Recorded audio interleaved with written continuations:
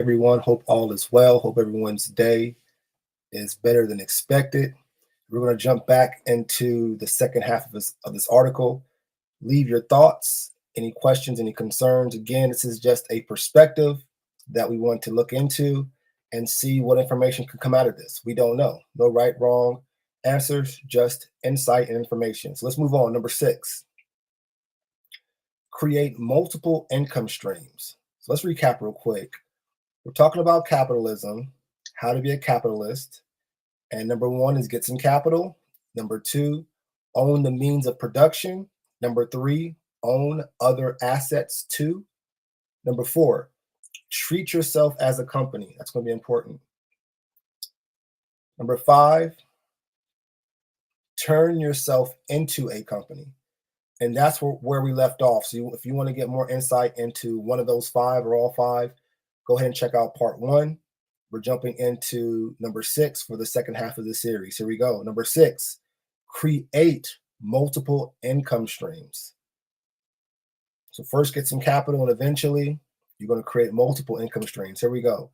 Another baby step towards being the J.D. Rockefeller of your neighborhood is to look for ways to add to your primary income. Don't want to dismiss that sentence.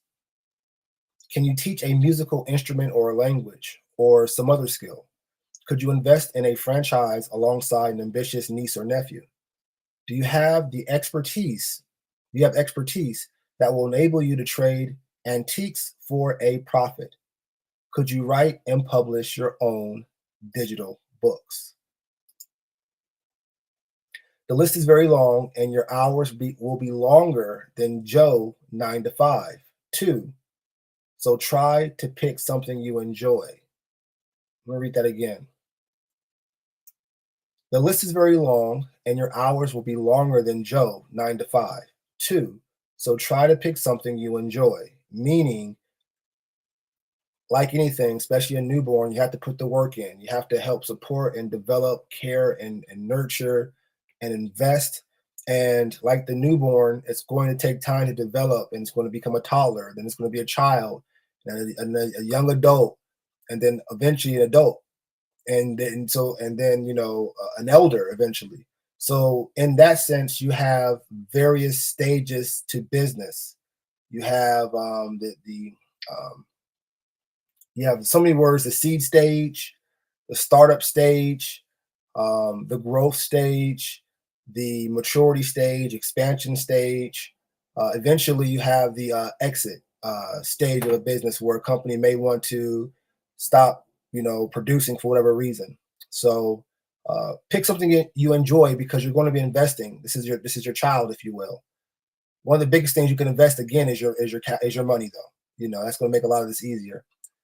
Think about it. If you have money and you're raising a child and you have money, things are a little bit easier. You can bring on individuals to help, freeze your time up, whatever that. I mean, it's not always the answer, but just keep that in mind too. Moving on. The benefits of adding extra income. Commercial breaking, please. Shout out Joe T. Baker on that one. You got to watch the first video to know what I'm talking about. But we're back into the article, the first series. The benefits of adding extra income streams are you diversify your earnings, you can save and so invest more, and you think of yourself even less as someone with a job and more as an entrepreneur. Mental beliefs are an important part of the picture here. That sounds no different than me jumping on here and sharing with you. This could possibly, if it's not, be an opportunity for revenue, and more importantly, the mental belief is going to be very important during your process. Do you believe in this child? Do you believe that you're going to invest in, which is the company, the brand? Do you believe in yourself as a parent or a coach or a student to get better and to face challenges and to be comfortable stepping outside your comfort zone? That mental belief is going to be so important. Moving on. Don't dismiss the value of even small amounts of extra income. Any additional passive income streams are valuable when you think of all the capital it would take to earn the same return in a low interest rate world. Number 7, diversify, diversify, diversify.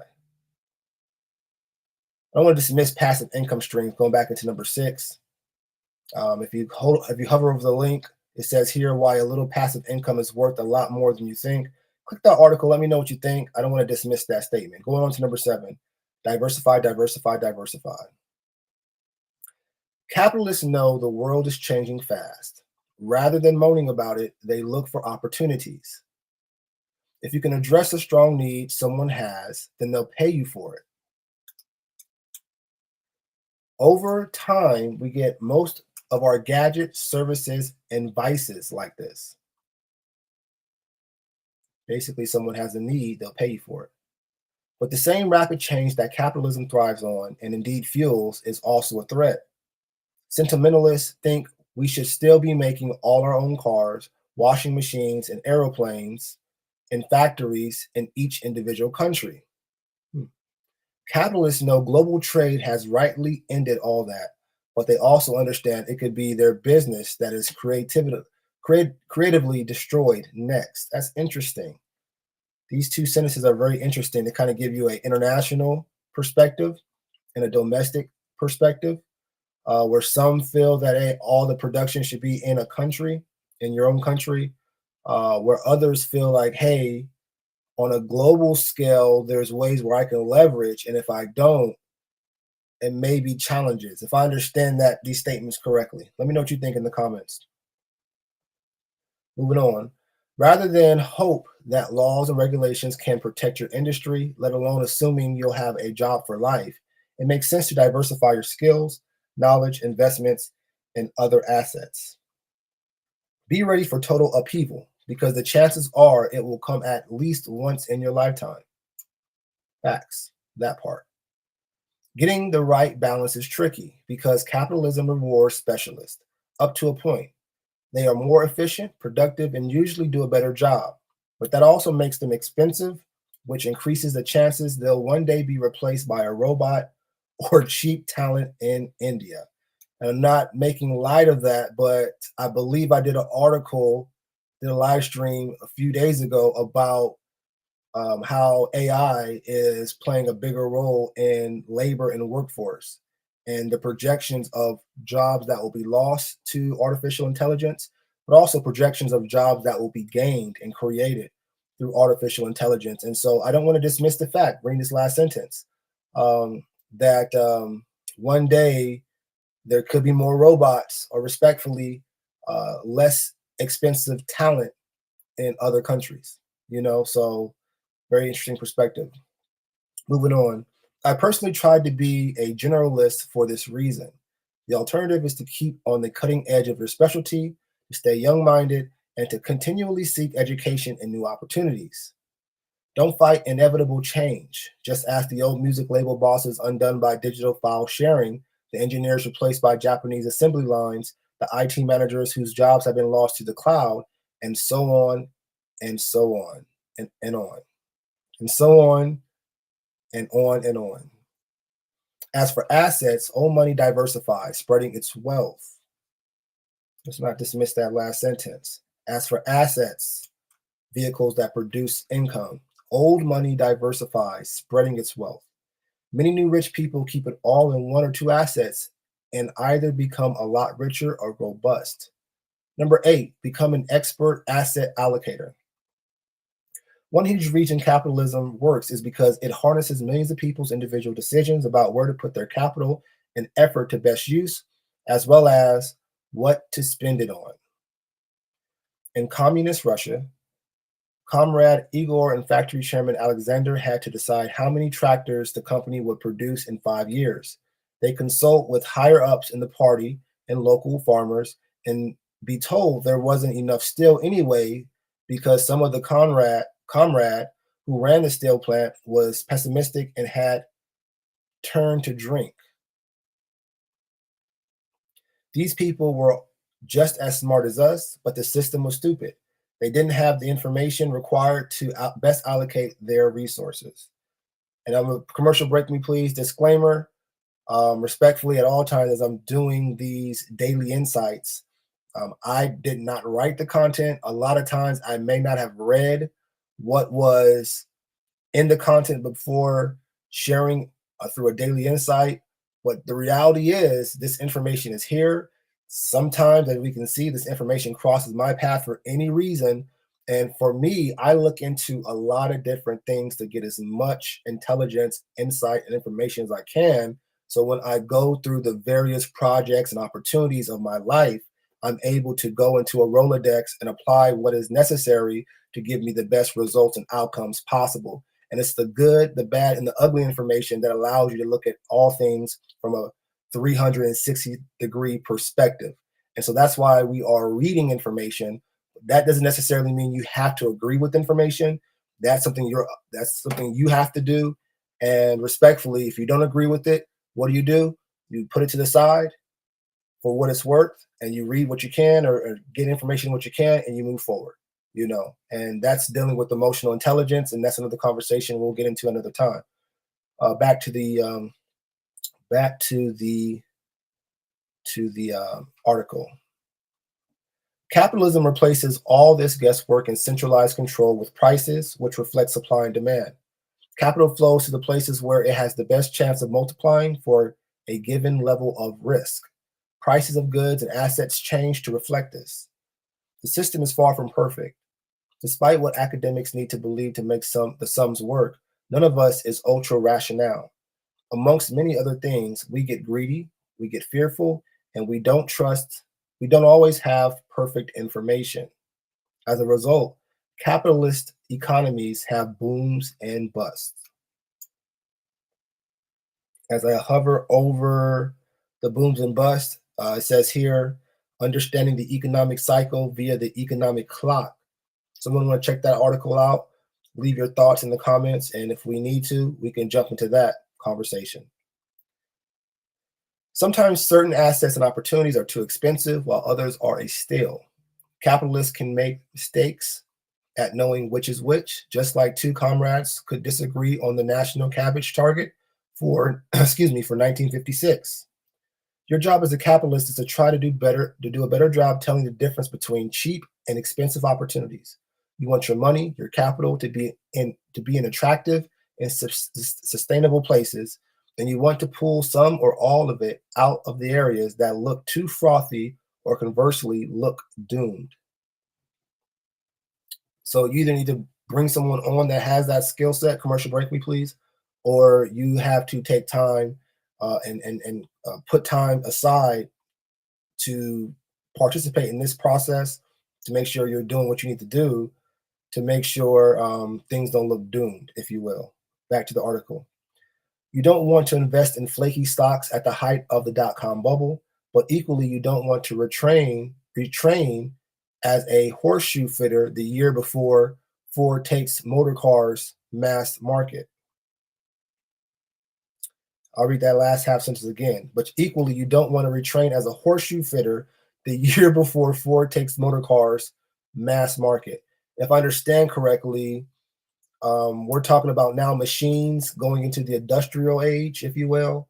And so being more of a machine operator, if you will, than more of the actual technician that the machine is going to replace you eventually as far as doing the work. I think that's what that sentence is supposed to mean. Excuse my ignorance. Let me know what you think in the comments. Try to be alert to the relative attractions of cash, bonds, shares, overseas markets, and the other assets you invest in. I'll repeat that again. Try to be alert on the relative attractions of cash, bonds, shares, overseas markets, and other assets you invest in. This is easier said than done, and many investors find they're better off adopting a passive approach to their portfolio, periodically rebalancing to ensure they don't become too exposed to fads. This method automatically puts money to work in the unloved and underpriced opportunities. There are allocation decisions to make outside of your share portfolio too. Stuck in a country lane for 2 hours or on a Friday night? Maybe it's time to sell your holiday home. A third person asks if you can buy your antique Aston Martin. A third person asks if they can buy your antique Aston Martin. Perhaps you should sell it. Can't sell your Spanish buy to let for love nor money. Excuse me. Read that sentence again. Can't sell your Spanish buy to let for love nor money, despite deep price cuts. Maybe you should be a buyer, not a seller. You might not want to sell granddad's medals from the war. I'm always amazed by how people on the Antiques Roadshow will swap precious heirlooms for 2 weeks somewhere sunny. But otherwise, all your assets should have a price where you sell and a price where you buy back in. I'm hovering over buy back in. Never say never to any investment except on moral, legal grounds. Feel free to check out that article and let me know what y'all think in the comments about that one. We'll check it out if we need to. Number 9, be flexible. Be open-minded. Be open-minded. Money doesn't care where it's put to work, and nor does a capitalist, beyond legal considerations and your own ethics. How many people have daydreamed about opening a cool coffee shop? Countless. There are even books on it. I suggest there are probably less oversupplied areas to look towards if you want to get into retail or restaurants. Think creatively. Workers tend to pigeonhole themselves, whereas capitalists are business people first and foremost. I'll repeat that sentence. Workers tend to pigeonhole themselves, where capitalists are business people first and foremost. What does that mean to you? How does a worker pigeonhole themselves? And how is a capitalist first and foremost business people? What does that mean to you? Leave in the comments. I want to hear your thoughts. Back to the article. Richard Branson is again the supreme example. He's not just the record shop guy, the airplane guy, the fizzy drink guy, or the financial service guy. He's all of that and more. Stay alert to opportunities. They come up in strange places. Facts. As a freelance, I earn most of my money from something that began as a hobby when I was doing something else, and I have various other income streams that deliver the same, again, from assets I own. I'm not Richard Branson, but I am a capitalist. Number 10, minimize your taxes. Capitalists believe that free markets and companies and consumers expressing their choices and voting with their wallets deliver the most productive allocation of humanity's resources. Let me know what you think about that. Does that statement sound true to you?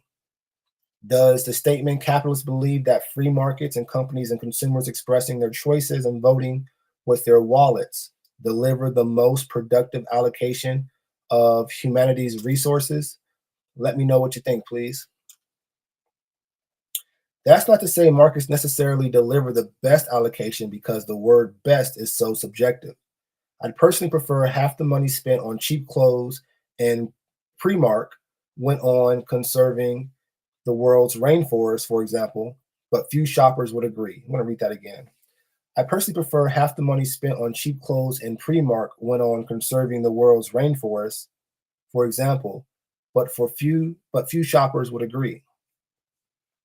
What if 90% of people in the world got 100% richer, but 10% got 50% poorer?